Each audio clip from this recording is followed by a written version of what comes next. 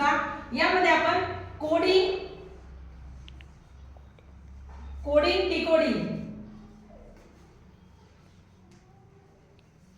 याच्यामध्ये जर आपल्याला एखादा प्रश्न दिला की राम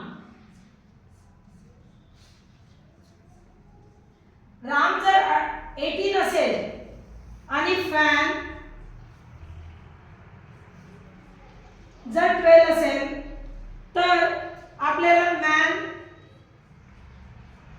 या शब्दाचं कोडिंग शोधायचं आहे. तर याकरिता आपल्याला काय करावं लागेल, सगळ्यात पहिले हे सगळे इंग्रजीचे अल्फाबेट आलेले आहेत. तर आपल्याला A to Z पर्यंत अल्फाबेट लिहून घ्यावं लागेल आपल्याला.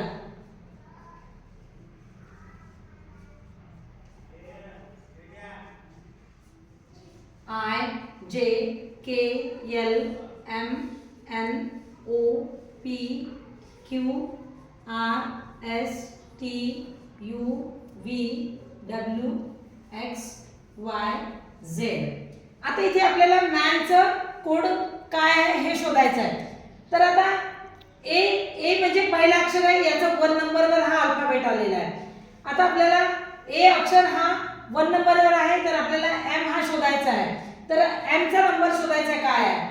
1 2 3 4 5 6 7 8 9 10 11 12 13. म्हणजे एम चा कोड काय आला? 13 आलेला आहे. आणि ए चा कोड काय आहे? 1 आहे. आता एम चा कोड काय आहे? 13 14.